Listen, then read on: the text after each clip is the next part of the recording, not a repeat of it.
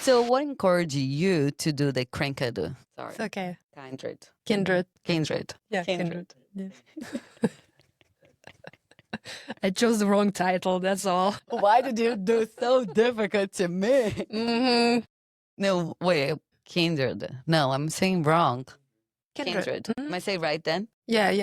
This is a good way of starting the podcast. Mhm. Kindred. Kindred spirits. Welcome to Life in Design, a bilingual podcast hosted and produced by me, Tham Penhafiel. As an interior designer, I encourage the well-being of the body, mind, soul, and spirit. My goal is to create a safe space for breaking through self-imposed limitations and adopting an autonomous mindset. Each episode features inspiring individuals who have achieved their goals, encouraging you to step out of your comfort zone and design the life you always have dreamed of. Join me as we explore episodes in both English and Portuguese. I want to take this time to thank you all sponsors and thank you to Board for sponsoring this podcast. Waves Lad believes no matter if you are a surfboarder or a bodyboarder, anyone can shred the wave.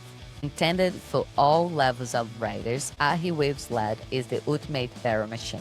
It's made in the USA with 100% recyclable materials, easy to catch waves, and impact resistant. It's always overhead on an Ahi. Visit ahiboard.com for more details. Today, our special guest is an European artist who made Santa Barbara her home. Inga Guzyte was born in Lithuania, raised primarily in West Germany, and immigrated alone to the US. The stories that inspire Inga's work are those of fierce women. Her father rejected her because she was born a girl, and this early experience motivated her to prove herself and inspire others through her artwork. Inga's work served as an extension of the voice that fight hard to be heard, lightening the urgent social justice issues we needed to address. She has exhibited her artwork in numerous museums and galleries across the US and Europe.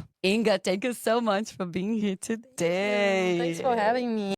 It's been a pleasure to see your work before. I've seen many times exhibitions and I've been following you for a while, and I'm a huge fan of your work because I think, first of all, what you do, it's pretty incredible, and we're gonna dive into that. But I'd like to start our conversation with you telling a little bit about yourself. What's your main inspiration to be Inga Guzyte? So I think it is really like everyday life, like things that bother me or things that I find interesting or inspiring. I like to put it in my work. So, but it's mostly everyday life, and I feel like there's a lot of people struggling and maybe having similar issues. So sometimes I just combine it in one and put it out there. So for people to see. Amazing. And why women is such an inspiration for you? I think being a woman myself, it's kind of like, or for example, like seeing my mother, like I see her as an inspiration too. So like if other women can achieve great things, that means I can too, right? Right. And so how was your life growing up in West Germany? So I moved from Lithuania to Germany when I was about 10 years old. So I still spent like quite a bit of time in Lithuania, which is like almost like a third of my life. And then I moved first to East Germany, actually. Okay. Yeah. And at some point, like maybe 5 years into it, I moved to West Germany, which I spent the most time in Germany there. It was interesting just because the way things went for me with my mom and my brother. So the time in West Germany, we kind of grew up on our own. So I had to be like the bigger sister and take care of my brother, which I don't know that I did a great job in it. It's not easy being a child and then or a teenager and having to, take care of somebody else. Um, would definitely want to do things better if I could go back, but I can't. It's not your fault. And how is it for you knowing that you've been rejected by your father because you were born a girl? That's a good question. Today, if I think about it, I'm not bothered by it anymore. But back then, or growing up, I was bothered by it quite a lot because you always question, like, why did he not want me? Like, why was the reason that he did not want me and say, like, I don't want you because you're a girl. What's wrong with me? But I feel like at the same time, having that in the back of my mind, it also like shaped a little bit of my path and the things that I chose to do, that are maybe a little bit unusual for a girl, like skateboarding or making sculptures, working in a wood shop and things like that. So yeah, I love working with my hands, so I don't mind that, but I think it's a little bit unusual, Right. probably. Right. And I guess also like one thing that we have to point it out, our parents, they were also learning how to be a parent, right? So that Exactly. was their first rodeo too. So when I think about like all the traumas I have and everything that, like, yeah, it could happen different as happened to many people. However, when I think about like, yeah, my parents, they were still learning. So I forgive them, I don't live too much in the past and I don't live too much in the future because I believe that if you're too much in the past, you have depression. If you're too much in the future, you have anxieties. I try to be in the moment. But when I think about what, like my upbringing, I just like, yeah, I forgive them because they're also learning. Do you have any relationship with your father? No, I do not have a relationship with him, and I'm totally fine with it. It's not like I don't feel mad at him or anything. It's just like that he just isn't there. That's all. He's not a figure, right? Yeah, he's Present in your not. life. Yeah, no, definitely not present in my life, and it's totally fine with me. Yeah, I already moved on, like I moved on from the past, and I feel good about it. Yeah. Although I don't know what I would do if he would reach out. I have no idea.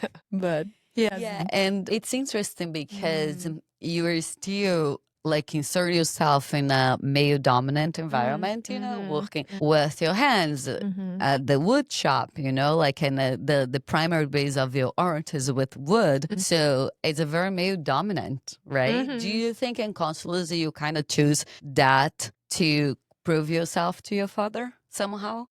Maybe that's definitely possible. Also, like prove to myself, But yeah, that could be like the one of the reasons why I chose the without path. even knowing. Yeah, Sometimes it's like it's like in consciousness we just like get driven to that. But somehow it's like meant to be for you because you are an incredible artist that makes incredible pieces. That's like mind blowing the way you do it. So when we talk about your pieces, and for those who doesn't know, you probably will be explaining better than I do. But you wood pieces glued together that comes from skateboard. Okay, let's talk about your art. How did you come up with that idea? Okay, so how I came up with it. So it all started with me skateboarding.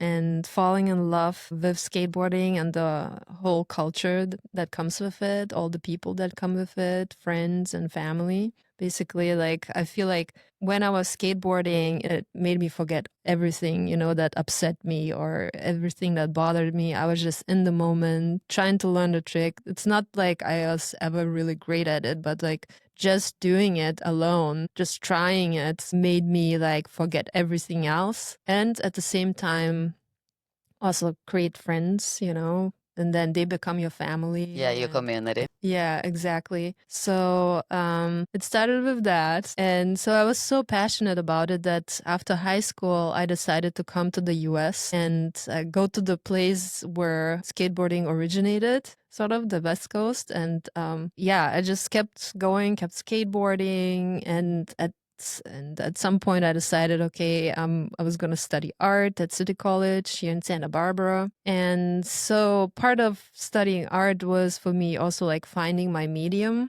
which wasn't easy to do. I was like looking for it like crazy, but it was just right there. It was just a few skateboards laying around on the ground while I was taking a sculpture class we had to like sort of experiment with materials. And so I took these boards, I cut them apart and I put them back together. And one of the teachers liked them so much that like the sculptures that I created, and they were pretty abstract, like masks, tribal, nothing too crazy, but he liked them and he's like, oh, can I buy them from you? And I was like, sure. Yeah. Wow, that's your first Yeah. portrait. I mean, selling. Yeah, exactly. And but prior to that, like there was one day where I was like hanging out with one of my skater friends. I was like, one day I'll make something really cool out of skateboards just to like pay tribute to skateboarding. And I had no clue what it was gonna be, but I just said it and then You manifested. Yeah, exactly. And it then just somehow happened. So, but how did you come up with the idea of creating portraits out? Because the thing about it's like so detailed. It's so detailed. That is impressive. And that is a 3D form into it that when you look in front, you see one thing. When you look on the side, you see all the dimensions coming together. Like, how did you come up with that? It's pretty brilliant if you think about it.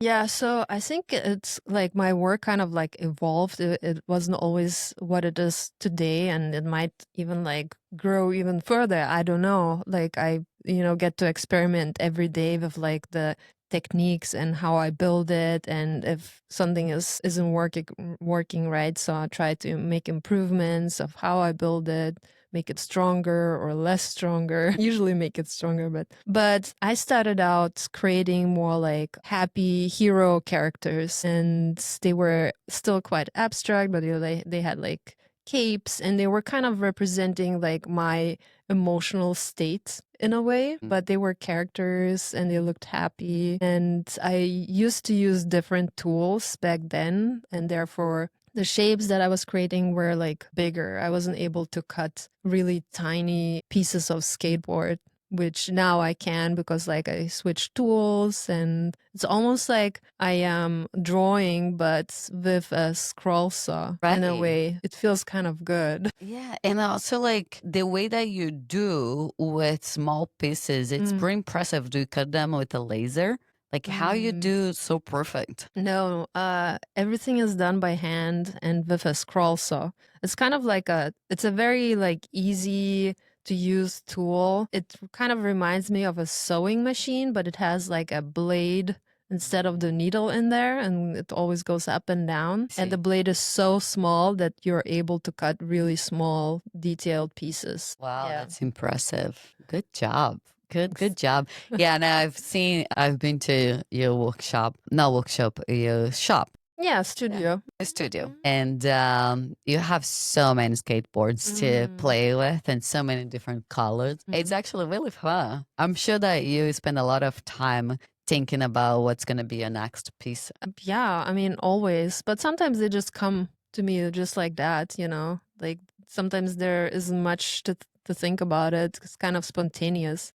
So you just like wake up, I'm like, today I think I'm gonna do Tham's face. It's like don't think too much about like what's gonna be. So basically when you're designing a new I would say collection, because it's almost like some people would like to collect that, right? So when you design a new exhibition, so do you usually come up with a theme? Because I know you had the Rebel Women, and and I know women's an inspiration for you. So what's your process? What that looks like for you when you're coming up with a big exhibition? Yeah, I definitely come up with a theme, and yeah, and usually, and from there, since I've been doing women in the past, and it was kind of like easy, and I just picked the women that fit with the theme in a way, and still were inspiring and fit with the cause and everything else. Yeah. Are you involved with the skate community in Santa Barbara? I mean, I have quite a lot of friends that skateboard, and they're also the ones that where I get my skateboards from. Like there's one skate shop here in town, the Lighthouse. The Lighthouse. They're actually moved locations right now, so they're on State Street. Yeah, they're amazing people over there. Whenever they have skateboards, they're like, "Oh, Inga, come pick up some decks. We have a bunch of decks for you." So yeah, so I've been able to collect a lot of skateboards just through them. And I do not really skate anymore, but once in a while roll around. But it's kind of like I'm trying not to hurt myself, not to hurt Right. my hands. I know. They're Yeah, but like there's still this like admiration and the passion for skateboarding and like understanding what it can do is still like so deeply ingrained in me. Even though like I don't skate, I work with them. Like I have a skateboard in my hand every single day. So yeah. yeah, which is crazy. And who artists are inspiring you? You like who is the artist that you look after for inspiration? So I thought about it the other day and I was like, I mean, there's a lot of artists whose work I like, but like really inspiration. I think I'd say there's one artist, which I don't know if it's a woman or a man, actually, because he's an anonymous artist. His name is Banksy. Oh God, yes. Okay. I'd say Oh my God, look at this. Where is Banksy? I have his books at home. yeah. He's like, yes, I don't know. I think he's a man, but that's amazing. He's an inspiration. Yeah. He's my inspiration too. Yeah. Especially when it comes to society and when it comes to a message like how we're living and how we are damaging ourselves and the planet. I think he's a really good message for it. Yeah, yeah. I love how he's presenting like his messages, you know, without putting himself into the spotlight. Yeah, yeah. If I could do like if I could have come up with that idea, you know, not to show my face but just show my work, that I would have loved to do that. Brilliant if you think about it. And all these years, they haven't, nobody has figured out, you know, they have theories. Who you think he is? I have no idea, but it would be so funny if it was actually a woman. That would be funny. That would be really funny, but I don't think it is a woman. I have a theory that actually many people believe in that too. That is the singer of Massive Attack. I think his name is Robert De Niro. Something like that. And so basically what has happened is while they are touring, there would be Massive Attack playing one night and the next night Banksy show up. And so they kind of like put it together. And I don't know, I just thought like I've been reading a lot of articles throughout the years and I'm like, it sounds very familiar, but I still love not knowing. And I don't think I ever want to know for sure. Yeah. No, it's great to not know sometimes. Yeah, because his art is what's important, really. Yeah. Yeah. And they're so simple, so simple. You know, I remember reading his book and then he said his girlfriend told him something like, if you want to do it, you just got to do it, but you got to do it fast. Because it was back in the days when graffiti was not allowed. I mean, it's still not allowed in a lot of places, but he was just like, okay, I have to come up with the idea of doing that fast. She was like, you have 3 minutes to do something like that. And then that's when he did the stemples. No, it's not stemples, the word. I forgot, but it's just like he did the mock-up and then he'd just go spray and run. Yeah. It's pretty incredible. Especially like coming from Europe, you know, and doing all over the world. And then like if you go to New York, you can do the Banksy route too. They still have some pieces that they saved, they preserved. And then people now, it's like crazy about it because it's worth so much. Yeah, exactly. I was so happy actually because I didn't even realize, but like when I went to Venice, Italy, there was a Banksy piece and it even like, and I would not have known about it, but it said on the map, you know, that it's there, which is kind of crazy. And I just went there and I was like, oh my God, how awesome is this? That is so, I had no idea that Banksy was one of the inspirations. No, it's very random, but like originally I was extremely inspired by skateboarding and street art. So, and I was trying to like put that into my work. Therefore, I was still using like spray paint to manipulate the paint on the decks. But right now, my work has like drifted away from it quite a bit and changed. So for example, I only use the graphics that you find on the skateboard decks as my paint palette. I do not manipulate them, and I like them just the way it is. And also like the technique changed a little bit as well. How I was making my work back then and how I make it now due to the tools that I changed. And right now, like I cut the pieces out, the color shapes that I want, and then I more or less like inlay them. So it's all like inlay work, which is based on a very old marquetry technique, but it works for me. Amazing. Yeah, I'm amazed by, and I can't get over the fact that you Banksy's your inspiration and remind me. Last year, I made one of my dreams come true, which was going to exhibition. It's actually a permanent exhibition in Amsterdam. This museum, I forgot the name of the museum actually, because that day I went to 3 museums at the same day. So it was kind of like crazy, but I loved it and I was by myself. So it was easy to do it. But that was the whole museum is basically like Banksy. They have all the pieces pretty much, the most famous ones. So I was in heaven, just, like has been one of my dreams to just like go to a museum and see all his work. And I was the majority of his work in that museum. So I just can't get over it. I love it. I love the fact that you love Banksy. Yeah. And as an artist makes me curious to know what's your ultimate goal as an My artist? ultimate goal. That is a difficult question. Ultimate goal. I mean, I think to just like when I make my work to also like make other people happy with it, but also think like make them think about things and, You have critical thinking. yeah, basically. Yeah, exactly. And so, yeah, I guess like your ultimate goal is going to change, time to time. But for now, I mean, yeah, making people to understand your artwork and making them thinking for themselves, I think it's brilliant. So I want to talk about your exhibitions, and you've been exhibit in the US and Europe. So what made you to create the Rebel Women's exhibition? The whole collection, I would say. I would say it was back then, it was like the whole movement of strong women, and women questioning things and women making things happen. Yeah, like Ruth Bader Ginsburg was one of my subjects, for example. So, and I even put myself in there actually. You did? I did. There is one portrait of you in that collection? Yes, there is. Hey, I wonder which one it is. Well, I think you maybe seen it at my studio. I still have it. Actually, I decided not to sell that piece for whatever reason. Yeah. Yeah.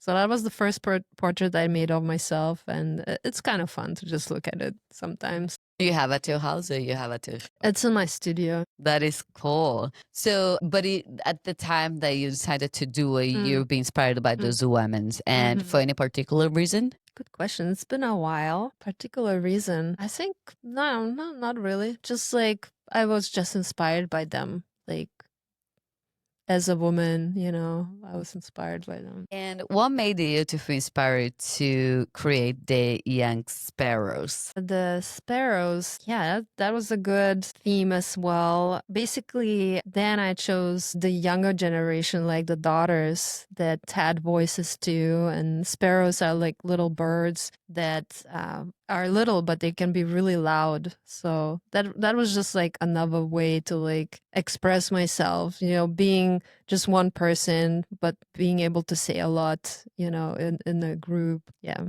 And I was inspired by the younger generation that are also very invested in good causes. And yeah, that was. And how about the deck? The deck they were stacked. What that means exactly? Like Decks were stacked. It's kind of like, because the decks can sometimes be stacked against you. So it's kind of like a play of words that it can be maybe to your advantage or maybe not. So, and I feel like sometimes being a woman, maybe things might appear to be harder to do or sometimes easier, but it's kind of like this gray area, I feel like sometimes. Although I think I can do anything I want, but still there's always some sort of challenges that you have to overcome. Just because you think that just because you're a woman, or just like a natural, like human beings, life perspectives and stuff? I used to think maybe that it's because of women, but now I think everyone is so unique and so individual that it might not be the fact that you're male or female. It might just have something to do with your character, with your experience. Maybe you just having a bad day, or maybe you're just really shy and therefore, you don't like being on stage or things like that, are then a little harder for you in that way. I think people probably can overcome anything, really. If they set their minds to it, and it doesn't matter if you're a female or a male. I don't think that really matters. Yeah, I think also when we think too much of like the separation, the differences, we end up dividing. And that's never the idea of dividing, because we're completely different no matter what, We're different. Even being a woman, we're completely different, So Exactly. I feel like the segregation itself has to end, because everybody's unique. Everybody has a beautiful story. Everybody has something that inspires someone else, So I feel like we cannot divide it as much. And I feel the world is already way too divided between men and women. So what's happening right now in society, it's been a big fight. And I think we should just end it, because it doesn't make any sense. We're different no matter what. As individuals, we are different. Yeah, exactly.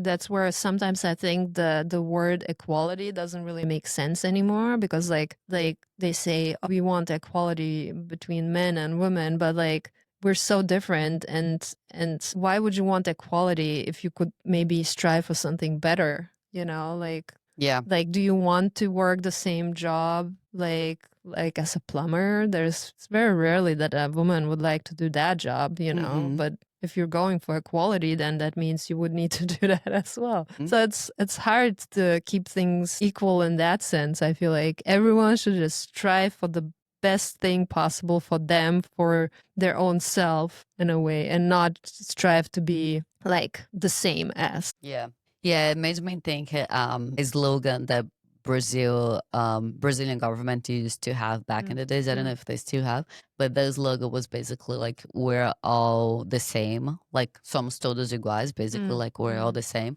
And I always stick to me that I'm like, no, we are actually all different. Like the beauty isn't in that. The beauty is in being different. And I always say like how much I love that in people, because imagining if everybody was the same, imagine if everyone think the same. And I know great minds think alike, which is amazing, but imagine if everybody think the same, have the same ideas. We all be stormtroopers, you know what I mean? Yeah. Like you don't want another Inga, because there is only one. I don't like people having the same names. Exactly. It's just like it's only one, because you're unique the way you are, and what you do, only you can do.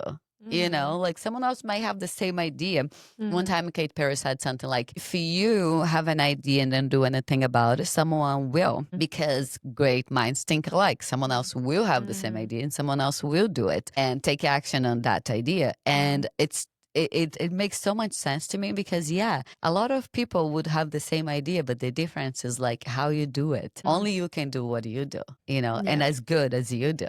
Exactly. I totally agree. What encouraged you to do the kindred spirits? Kindred spirits, they're all inspired by female artists, actually. So there's again the female theme, but this time I chose to do artists that I'm inspired by. Yeah. So do you have any woman in particular that you thought about? Yeah, there's a couple. There's, for example, Yayoi Kusama. Oh, I love my muse. Alison Saar. Actually, her portrait was also in the National Portrait Gallery in Washington, D.C., so in the Smithsonian. So she traveled quite a bit afterwards, like a little celebrity. And that's cool. Yeah. What else? There were a couple artists. Let's see. There were a few. I'm blanking now. It's okay. And welcome to my life. Yeah, I know. Memory, very short. Of your own work.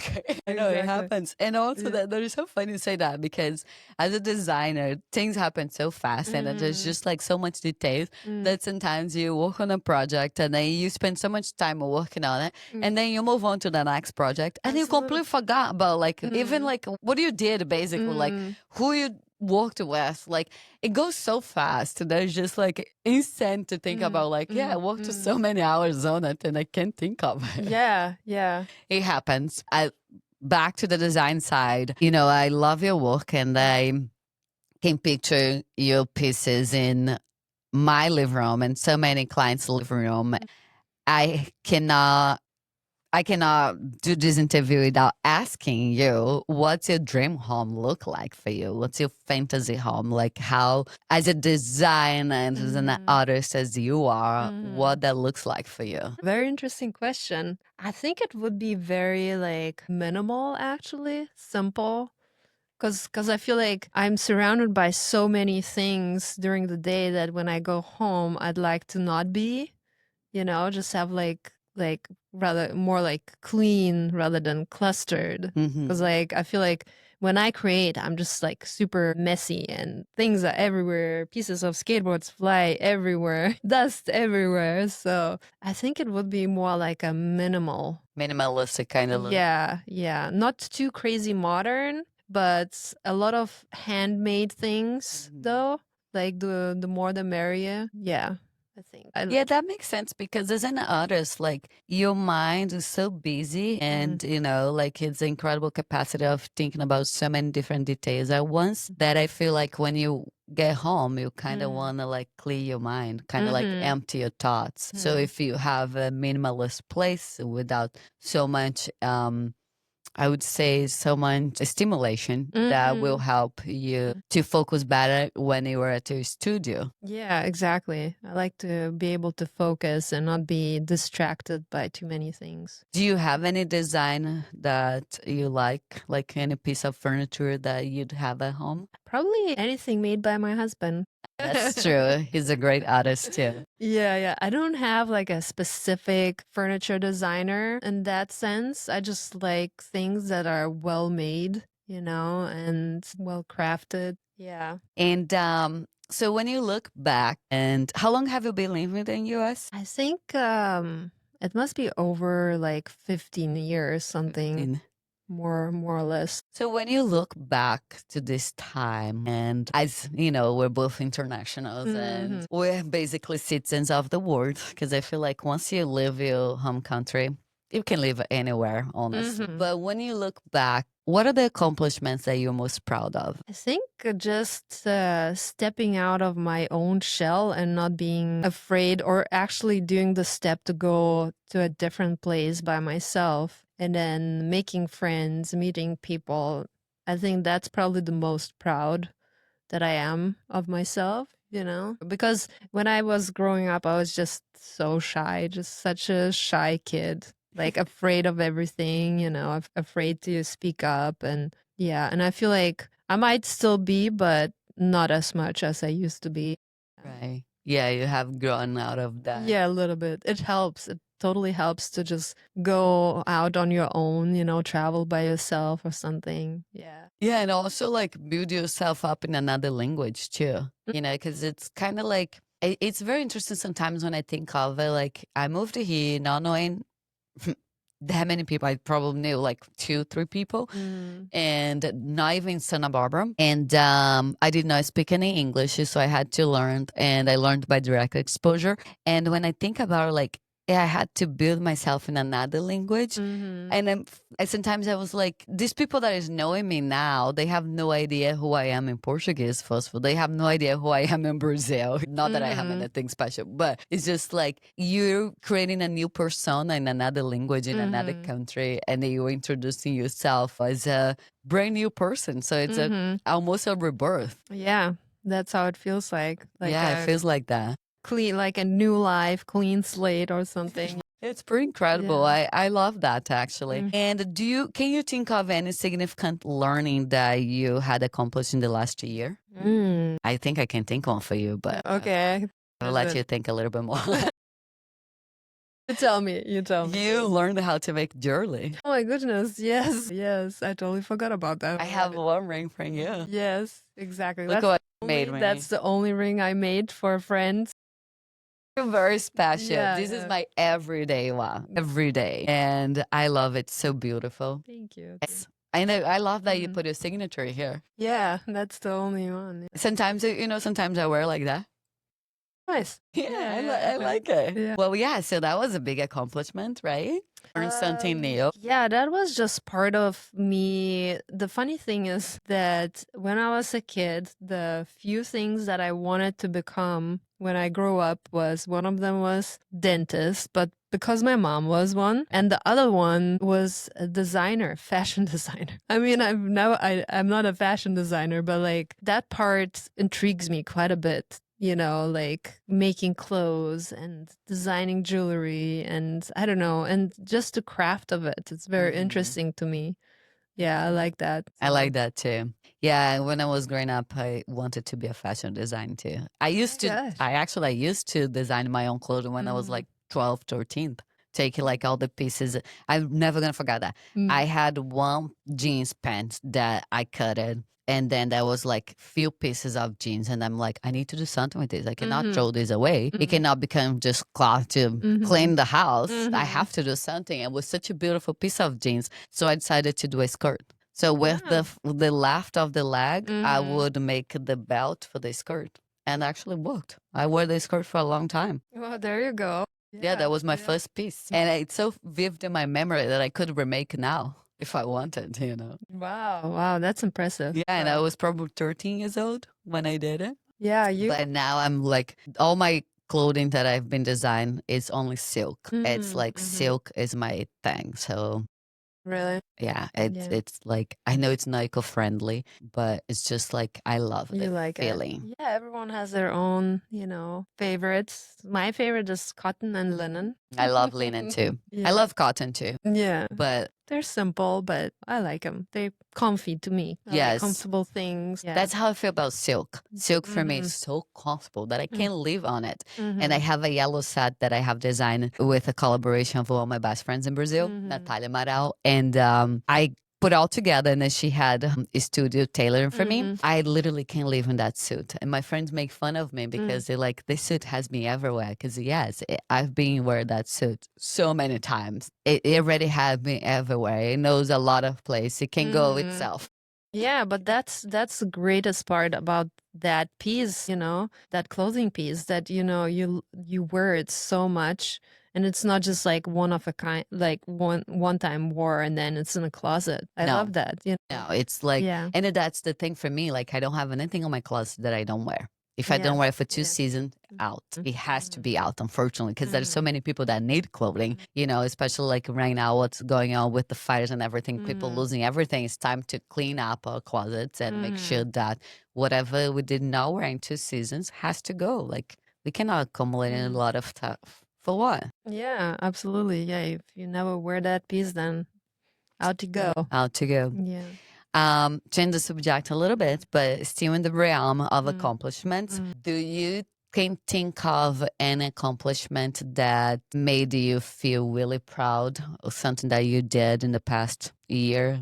It felt good to have it done. Okay, yes. Actually, I did not forget about that. Yeah, so I was pretty proud of myself that I was able to give back to skateboarding in a way that I could contribute one of my art pieces to the nonprofit called Skate Aid, and they're based in Europe, Germany, but they raise money and then build skate parks all over the world, and especially in the more neglected areas, and make kids happy. Yeah, and you can totally like see that like on the pictures that they take, how happy the kids are. Amazing. I think I saw that on Instagram. Was when you went there back in December? Yeah, that was in the November. Yes. November. Yeah, yeah, Okay. yeah. So that's where I had to go on a stage, and I was I thought I was fine, but like when I had to talk about, just start talking, I was just like so totally like forgetting English, forgetting German, like it's so strange to sit, like to stand. I mean, I didn't even see the people because, everything was dark, but still. Like, that's the beauty of theater. You don't see the people, but knowing that's people there looking at you is kind of hard to do it. But I'm glad you did it. Yeah, it was so worth it. Like the evening was so fun and amazing. Everyone was just so welcoming. It's a beautiful accomplishment. I'm really proud of you. I feel pretty happy about it. Yeah, and also it's amazing to give back. That's when you feel you made it. It's because now you can help others. You can give back. Yeah. It is pretty powerful. Yeah, tell so you. actually that's also like kind of one of my goals, if I can make a difference with my work in that way as well, like I'm totally happy with that. Well, beautiful, beautiful, beautiful, Inga. I'm really impressive and proud of you. And you. I want to take your time. Thank you for your time, for being here today, having this amazing conversation with us. We did not finish yet because I still have the hard questions for you. We're not finished yet because I still have the hard questions for you, which are those questions that I like to ask. If you have an answer, that's fine. If you don't worry about it. My first question for you is, when you are at your happiest? I think I am at my happiest when I actually create. I notice that it's kind of like my sanctuary. I love to immerse myself in the creating process. It's just like it's really like skateboarding also. It just takes every worry away from you because you're like so busy with your mind and creating things and using your hands. Like I love using my hands. Like 3D creations is my favorite. So yeah. That's amazing. True artist. Love what you do. So we are talking about how, you want to make the difference and give back. And my next question for you would be, how could you inspire the world to make the difference? I think it just comes from every person. If they want to give something back, then they will do it. And if they don't want to, then that's on them. But I feel great, if I do it. So I can only encourage people to do that. It makes your being feel like a little bit more special in a way too, if you were able to help at least a little bit. Yeah. You can't change the whole world. Not the whole I mean, if world needs everybody to be does a little changed. bit, yeah, we Yeah. could, but it takes effort from everybody. But it's actually not that hard. It's really easy. Especially like I feel like a lot of artists do like donate their work, and it's great. Yeah. And what advice would you give it to your young self? Mm, To that little girl that felt little so girl. betrayed by her father, that what you would tell to her? I would say, do not be stuck on that one thought, like let the past go, move on. Yeah, because the future is gonna be greater if you don't get stuck with like negative things. So yeah, and don't be shy. Get on, don't be shy. Yeah, it's so interesting saying that you're gonna have a better life if you don't get caught up in that Yeah, in past. the past, exactly. Don't live in the past. Yeah, and also like I like to think that things happen the way it should happen. And I think when I look back, I would not change anything because it made me who I am. And it's just like we all have to go through it because it's part of our karma somehow. And it made who you are. And that you'd not be this artist that you are if you did not have gone through it. Yeah, I totally agree with that. And I feel like sometimes, hardships make you like a stronger person anyways, What It doesn't does. kill you makes you stronger. That's so true. It's so And more true. creative. Yes, and more creative.